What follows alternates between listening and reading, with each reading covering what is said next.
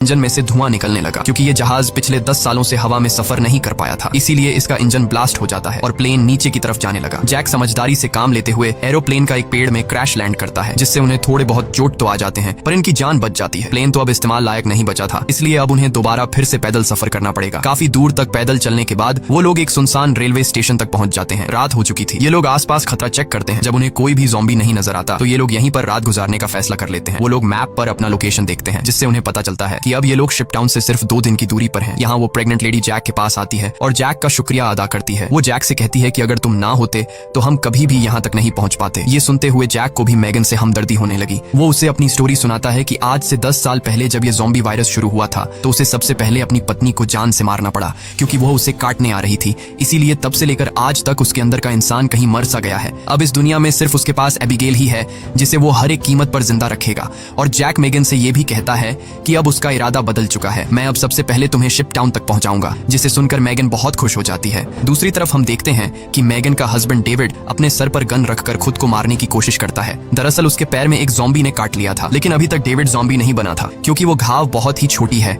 इसीलिए उसके ज़ॉम्बी बनने की रफ्तार काफी स्लो चल रही है। अब उसने फैसला किया कि वो अपनी पत्नी मैगन को इस शिप टाउन तक पहुंचाकर खुद को उससे दूर कर लेगा। अगली सुबह ये चारों फिर से अपना सफर जारी रखते हैं। तब रास्ते में जैक को डेविड की हरकतें कुछ अजीब लगने लगती हैं। जैक समझ गया कि ये इन्फेक्टेड है, इसीलिए वह उसे पकड़कर एक खाली जगह में ले जाता है जहां उसकी वाइफ और एबिगेल नजर नहीं आती। वो डेविड की पैंट को ऊपर करता है और उसे ज़ॉम्बी का काटा हुआ निशान नजर आ जाता है। अब जैक को ये बात कंफर्म हो चुकी थी कि डेविड जल्द ज़ॉम्बी बनने वाला है। जैक उससे कहता है कि बताओ तुम खुद से मरना पसंद करोगे या फिर मैं मारूं। डेविड कहता है मैं किसी को नुकसान नहीं पहुंचाऊंगा और अगर ऐसी नौबत आ भी गई तो मैं खुद को ही मार दूंगा। इसीलिए वो डेविड को छोड़ देता है। चलते चलते रात हो जाती है और आगे उन्हें एक घर दिखाई देता है। जैक बंदूक तान कर आगे बढ़ने लगता है। तभी अचानक एक तेज लाइट चमकती है और उन्हें स्पीकर के जरिए से कहा जाता है कि अपनी वेपन्स नीचे रख दो वरना गोलियों से छलनी कर दिया जाओगे। अब उन्हें पता चल जाता है कि अंदर कोई इंसान ही है। एबिगेल आगे बढ़ती है और कहती है कि हमारा यहाँ आने का मकसद किसी को नुकसान पहुंचाना बिल्कुल भी नहीं है, बस हमें मदद चाहिए। तभी उस घर का मालिक बाहर आता है। वो कहता है कि तुम लोगों को यहाँ ढेर सारा खाना और रात गुजारने दिया जाएगा, मगर एक शर्त पर, तुम सबको अपनी बंदूकें बाहर ही छोड़नी होंगी। जब ये लोग अपने वेपन्स बाहर छोड़ देते हैं तो वो आदमी उन्हें घर के अंदर ले जाता है। ये आदमी सबको घर के अंदर वेलकम करते हुए बताता है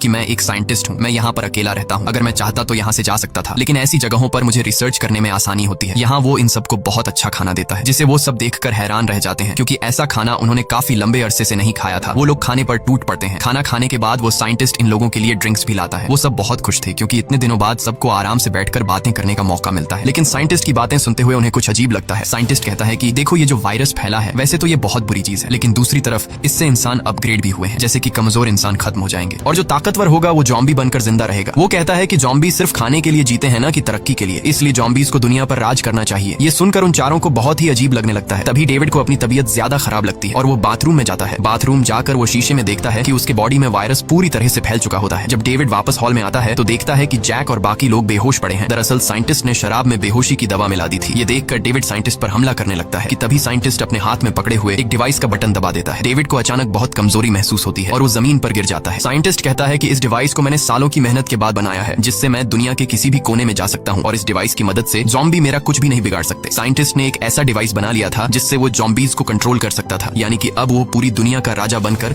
सबको अपने इशारों पर नचवाएगा। उसके बाद डेविड बेहोश हो जाता है और जब डेविड को दोबारा होश आता है तो वो देखता है कि उसे और उसके साथियों को बांध दिया गया है और अब साइंटिस्ट उन चारों पर एक्सपेरिमेंट करने वाला है। ये सब करने के बाद साइंटिस्ट कहता है कि क्या तुम लोग मेरी वाइफ से मिलना चाहोगे। उसके बाद हम साइंटिस्ट की वाइफ को देखते हैं जो कि एक ज़ॉम्बी थी और साइंटिस्ट ने उसे पिंजरे में बंद कर रखा था और वो इंसानों को पकड़कर उसे खिलाता था। ये डिवाइस भी साइंटिस्ट ने अपनी बीवी पर एक्सपेरिमेंट करके बनाई थी। साइंटिस्ट जब पिंजरे का दरवाजा खोलता है तो उसकी वाइफ सबसे पहले उसी पर अटैक करने लगती है, लेकिन साइंटिस्ट उसे कंट्रोल करके उन चारों की तरफ भेज देता है। वो जैक पर हमला कर देती है लेकिन वो उसे लात मारकर पीछे धकेल देता है, लेकिन तभी डेविड वायरस की ताकत से रस्सी तोड़ देता है और अपने बाकी साथियों को भी छुड़ा देता है। घर का मालिक खतरा भांप कर तुरंत भाग जाता है। उसके बाद वो चारों भी अपना सामान लेकर जल्दी से बाहर निकल आते हैं। लकीली बाहर उन्हें साइंटिस्ट की गाड़ी मिलती है और ये चारों उसी में बैठकर जंगल की तरफ निकल जाते हैं, लेकिन साइंटिस्ट हार नहीं मानने वाला था। वो अपने डिवाइस के जरिए ज़ॉम्बी के झुंड को कंट्रोल करके उनका पीछा करवाता है। जैक गाड़ी की स्पीड को बढ़ाकर ज़ॉम्बीज़ को काफी पीछे छोड़ देता है, लेकिन आगे का रास्ता बंद था। अब उनके पास पैदल जाने के अलावा और कोई चारा नहीं है। थोड़ा सा आगे पैदल चलने के बाद ज़ॉम्बी दोबारा उन तक पहुंच जाते हैं। डेविड जान जाता है कि उसके पास ज्यादा वक्त नहीं है, वो कुछ ही देर बाद ज़ॉम्बी बन जाएगा, इसलिए वो उन लोगों से आगे बढ़ने को कहता है और खुद पीछे रहकर ज़ॉम्बी को रोकने का फैसला करता है। लेकिन उसकी वाइफ उसे जाने नहीं देना चाहती थी, जिस पर डेविड कहता है कि तुम्हें हमारे बच्चे के लिए जिंदा रहना होगा और ये सब मैं अपने आने वाले बच्चे के लिए कर रहा हूँ। उसके बाद डेविड ज़ॉम्बी से लड़ पड़ा और बड़ी बहादुरी से उनका सामना करने लगा। काफी देर तक वो ज़ॉम्बी उसको रोक लेता है और उसके साथ ही ज़ॉम्बी से काफी दूर चले जाते जाते हैं, लेकिन तभी एक ज़ॉम्बी आकर डेविड को मार देता है। जैक मेगन को गोद में लेकर आगे की तरफ बढ़ता है और फाइनली ये लोग उस जगह तक पहुंच जाते हैं जहां पर इंसानों की बस्ती थी। एबिगेल मदद मांगने के लिए चिल्लाने लगती है क्योंकि उनके पीछे बहुत सारे ज़ॉम्बी थे। ऊपर टावर पर बैठे 2 पहरेदारों ने उन्हें देख लिया और वो अब स्नाइपर से ज़ॉम्बीज को शूट करके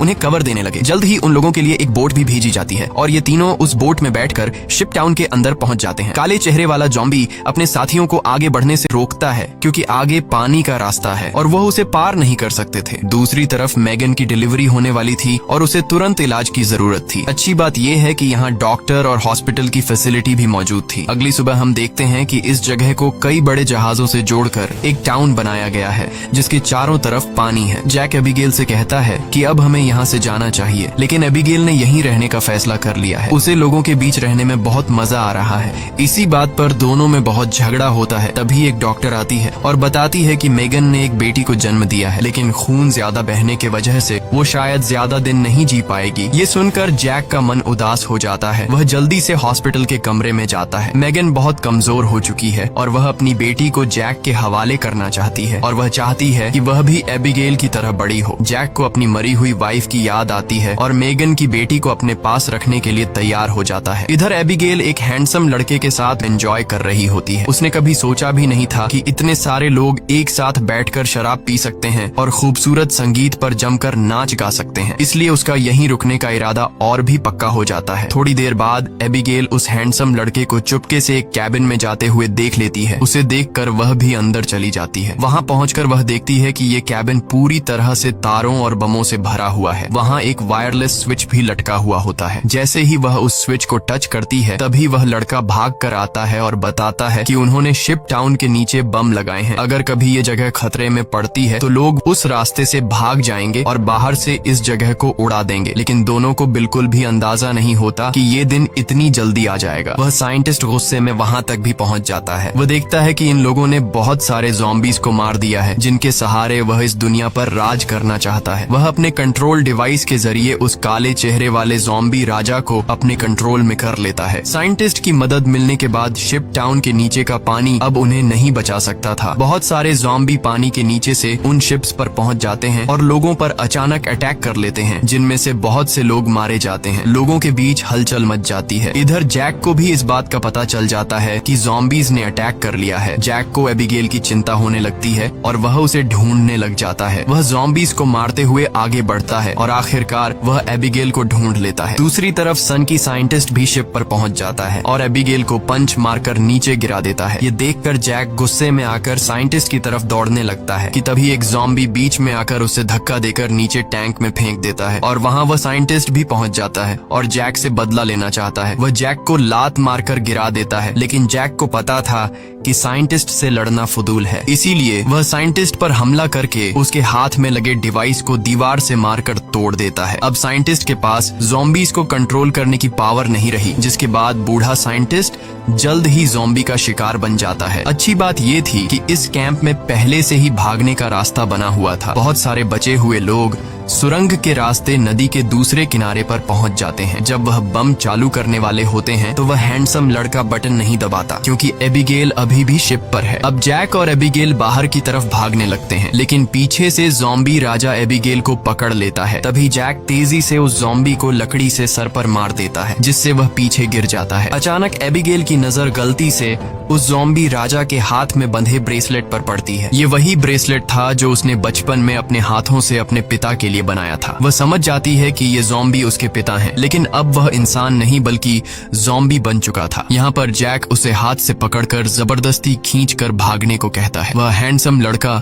दोनों को भागते हुए देखकर तुरंत वायरलेस रिमोट का बटन दबा देता है और पूरा शिप टाउन राख में बदल जाता है। हालांकि इन सब की लड़ाई भी खत्म नहीं हुई थी। कैंप का सरदार अपनी गर्दन पकड़कर आता है क्योंकि लड़ाई में उसे ज़ॉम्बी ने काट लिया था। वायरस के फैलने से पहले ही काले चेहरे वाले ज़ॉम्बी ने उस पर हमला कर दिया। हैरानी की बात ये थी कि ज़ॉम्बी राजा भी धमाके में बच गया था। जैक तुरंत दौड़कर उस ज़ॉम्बी राजा से लड़ने लग जाता है, लेकिन जैक ज़ॉम्बी राजा के सामने कमजोर पड़ रहा था। इसीलिए एबिगेल जमीन से बंदूक उठाती है और ये जानते हुए भी कि सामने खड़ा ज़ॉम्बी राजा उसका पिता है, लेकिन वह उसे पालने पोसने वाले जैक को मार रहा था। इसलिए एबिगेल बिना सोचे समझे उस काले चेहरे वाले ज़ॉम्बी राजा को गोली मार देती है, क्योंकि अगर वह उसे गोली नहीं मारती तो वो ज़ॉम्बी राजा वहाँ पर मौजूद सब लोगों को मार देता। उसके बाद जैक और एबिगेल गले लगते हैं और अब जैक, एबिगेल और बच्चे बचे हुए लोग दूर समुद्र में एक सुनसान द्वीप की तरफ देखते हैं और वहीं एक नई इंसानी बस्ती बसाने का फैसला करते हैं। इसी के साथ ये कहानी खत्म हो जाती है। अगर वीडियो आपको अच्छी लगी हो तो हमारे चैनल को सब्सक्राइब और वीडियो को लाइक जरूर कीजिएगा।